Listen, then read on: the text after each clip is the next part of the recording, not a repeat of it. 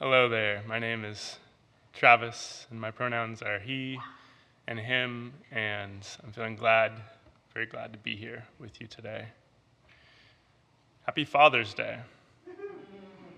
This message isn't focused on celebrating fatherhood, so I wanted to take a chance now to thank all the father figures out there, especially my dad, who has always given me radical, unconditional love.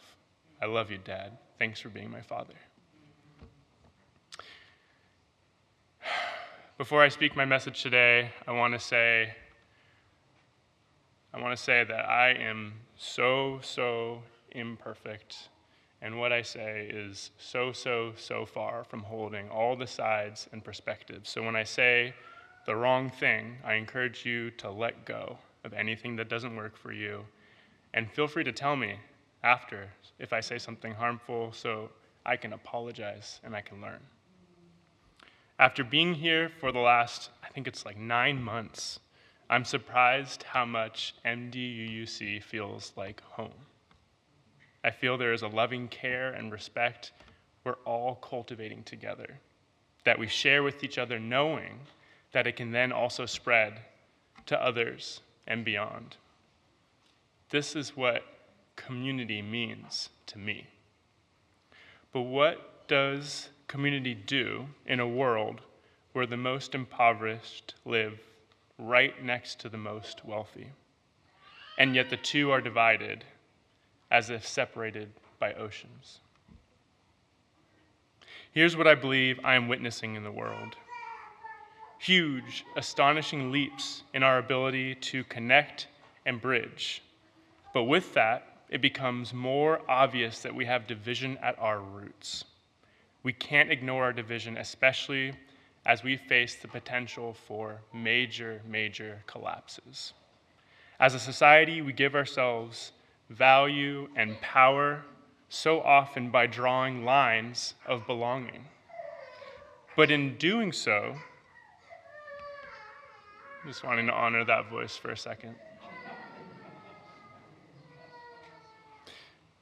But in doing so, we turn power and value into awards to be earned by meeting conditions. We draw these boundaries against those who are not included, as if the inside is good and the outside is bad. And there's something about that, putting the outside bad to shore up who's good on the inside, that it can't last. Because it lacks a certain integrity of inclusivity, I believe the divisiveness manifests itself as unnecessary suffering. The more we try to feel safe by assuring ourselves we belong, the worse we make that risk of not belonging. We feel less secure. It can make us want to avoid that which represents our idea of not belonging too, our idea of not being valued, because that association reminds us of our personal risk. This division hurts us all. Can we actually overcome division? If I look back far enough, or my story of far enough back, an evolutionary story of Homo sapiens, to me it's an evolution of our ability to overcome division. I'm thinking of how we band together to overcome our threat from predators, all the way to coming past the bridge of separation to language, and then to music and mathematics, and we can share across the divide of time with books and space. We consistently overcame new dimensions of division in our coming together to collaborate. I think it's a defining characteristic of our species, if not the defining characteristic. So let's take seriously our potential to overcome divisions that endanger us. We keep moving to wider circles of inclusion. That's amazing. For example, I see that move from religious belonging to humanistic belonging as an example. Wonderful that humanism widens the circle of belonging to you are valuable simply because you are human. And our religions have taken that up too. Think of you. But if we assign the value to being a human, It asks the question, who doesn't count as a human? At the base of mainstream humanism, just like at the base of mainstream religion, is still division. Humanism is a wide circle, but it doesn't include all. And I believe that exclusionary principle is a problem. It creeps into the circle and ends up wreaking havoc on all those inside. It isn't just other species that end up being left out of this perspective of worthiness. We leave out other humans as well. We've agreed that all humans are valuable, but we don't treat all humans as though they are. We dehumanize, especially when we go beyond even hatred to disdain and disregard, where we say, you aren't even on my map. You aren't worthy of the same laws and rights. You are outside of my scope of empathy. I avoid talking to you, learning from you. I avoid thinking about you. When I think about my part in all this, it's overwhelming. It makes me feel ashamed and feels kind of despairing. Like, wow, I am so far from where I want to be. That is a hard thing to hold, hard thing to examine. These are really hard otherings, but they are also really hard to avoid because they are written into our cultural and legal codes. We're conditioned to do this kind of othering through a very wide context. And I think we're conditioned to not even recognize that we're doing it. The social structures shield our minds and our hearts. What are the dimensions of this division? So many. I'll name some of the common fields that I notice, but I'm leaving out, I'm sure, much more than I name. Species. You aren't human. I can eat you. I can make you spend your whole life in a little box until I'm ready to eat you. This one is deep and complex, as we need to eat. Saving this conversation for another day feels important. Let's take a more digestible bite by keeping this to humans, to that realm of division. We have the national realm, where we see somebody who's not born in the same place as us is denied rights, and we can go to war against you, sanctioned mass violence because of where on the planet you're born. And it's really easy to ignore. The economic pressures come from where we are and apply oppression unequally so that I can have cheaper products that are direct results of economic exploitations. Then we have the political realm, which I won't go too far into because we feel like we talk about it a lot. But I want to name that religious division is really alive there today. And it's not just religion against religion, it's those who think we're past religion against those who still follow it. And probably the other way around. And we still face so much racial division, sexual orientation division, gender and gender identity division, division in how we value diverse bodies, minds, emotional expression.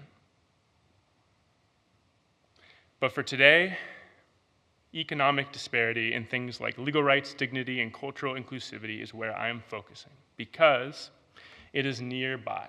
It's on our doorstep. We share these lands, and yet if you don't have an address, it's almost impossible to register for food stamps. It's all around. We live in a capitalist society, and more we are globally entangled and held together by economic forces with tiers of nations and classes. We measure each other by our economically defined net worth. It's at the root of the other disparities and is the defining factor for how other disparities can become. If you have enough money, you can almost always get around everything else. And it's one that we have most avoided. When Dr. Martin Luther King Jr. changed his efforts for social healing, from a civil rights movement to the Poor People's Campaign, an economic rights movement, The political powers that had been supporting him and his movement immediately dropped away. He was also assassinated soon after. What am I willing to do for others' sake when people are suffering unnecessarily because of economic inequality? That's the question I'm looking at today. It's a serious question, maybe one of the major questions of our lifetime. Womanist theologian Dr. Marcia Riggs wrote, "We must ask ourselves what we are willing to return to the community or live without in order for all in the Black community to live with dignity. What are we willing to return to the community or live without for others to live with dignity? What can I do?" I think I can start by refusing to keep ignoring. Ignorance. I always look at that word and I realize it also feels like ignorance to me. It's a big word in Buddhism. We say the root of suffering is ignorance, but I like to think of it at the root of our suffering is our ignorance, that we are ignoring things, we're turning away. I think when we can refuse to stop ignoring, we can come to clarity, which for me is like a clearing of the clouds in the sky. For me, clarity is about an open mind, an open heart, about disrupting my comfort and settlement on the idea that I understand, and instead of it being some knowledge that I land upon as the answer, it's a practice I cultivate to keep clearing and keep learning. In the case of how I contribute to division, I watch where I other others. I watch how I do it, watch what my othering makes me feel, what that feeling means I diminish and discourage in myself. I can ask myself if there is another way, ask myself each day what I can do today to disrupt this habit for myself, for others, and what actions of care and love would be most likely to counterbalance my knack for othering. But people are hurting right now, and things are scary today. So while I really encourage the slow pace of things, I think we need to figure out what we're going to do now. And I think there are probably so many amazing things we can do, but I want to land on one for today, just to make it simple. If we hope to create more just and inclusive community, is there any better place to start than connecting with our neighbors who are facing housing insecurity and the greatest impacts of economic injustice? I don't know if you've heard about it, but we have a program here called Faith Without Walls. And it's great. It makes some very healthy offerings to our neighbors, encouraging communities to follow along, and just seems to lead with love. There are things like showers offered, community meals, winter nights, and one of my favorites is the sandwich build and share. It's really a way to go out and meet our neighbors. As a community, we make and bring food out to people, especially those who are hungry, those who are living unhoused, as a way to show that we care. And then we offer a sandwich, and maybe that's it. Maybe someone just takes a sandwich, but so often people want to keep talking. They want to connect. We want to learn from each other. The core of it for me feels like respect, care, and listening that demonstrate the love that's in my heart for the people I meet. And I always receive it back. Respect and care expressed with a listening presence are invaluable tools. Now, I feel like we could ask ourselves, does this really make a difference? Just going out and being caring? Sounds suspicious. One of the things I've been most surprised about is this experience, and I've had it multiple times, where I go out and I go over to someone who looks like maybe they're not really wanting to talk, and they're looking like they could definitely use a sandwich. So I just try to offer the sandwich, and there's not much conversation, and they receive and say maybe like a little something, kind of like maybe mumble it to me. I've noticed that. And then all of a sudden, as I'm about to leave, they just surprise me by saying, "You have no idea how much this makes a difference." It shocks me every time. One of my best friends, Jared Hunter, was out on the streets, living unhoused for a while, and he struggled with addiction, and it was scary.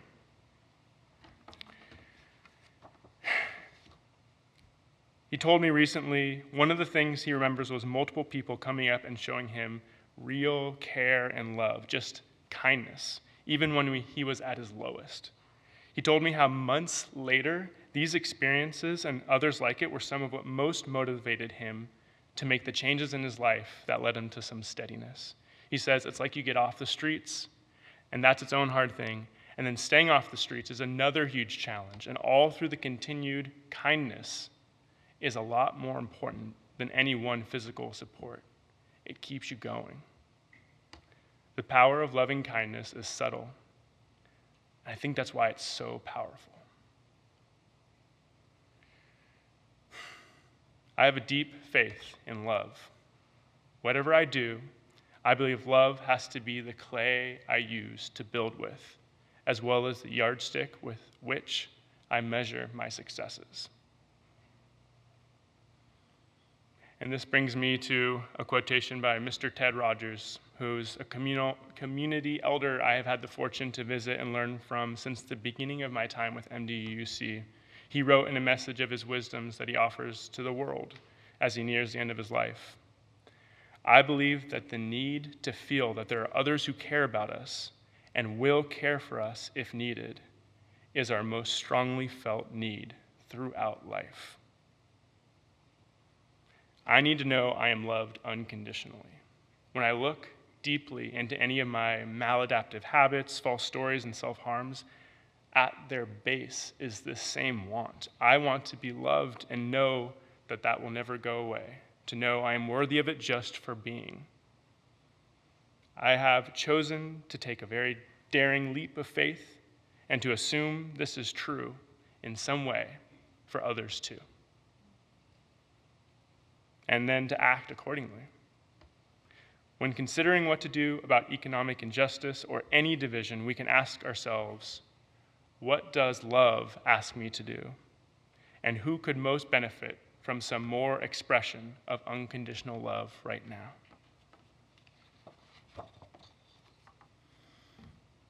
I'll end with these words from Mr. Rogers again, who says, "I am not against suffering. I have suffered my whole life. I am against suffering for no good purpose." When we see others suffering for no good purpose, can we decide to act in response? I think if we're really going to do it, it's not going to be easy. It's going to be painful. But I really think it's worth it, because choosing to face and respond to the unnecessary suffering in the world is, I believe, how our lives become powerful. I think spiritual enlightenment or awakening, becoming Jesus or the Buddha, is actually just opening in mind and heart to the reality of suffering of others and then living in response. When we dedicate our lives to living this out, we become freed by an unshakable power and purpose. I believe that over time, the power of living this purpose instills in us a radical trust that though I never can be wholly successful, my full effort is what I am here to do. Then my suffering has a context and a purpose, and it is powerful. This is our power, that though we may be broken by the conditions of our world, in our breaking, we may open to purpose beyond ourselves, where our true power lives and thrives. May we all continue to live fully into our power. Thank you.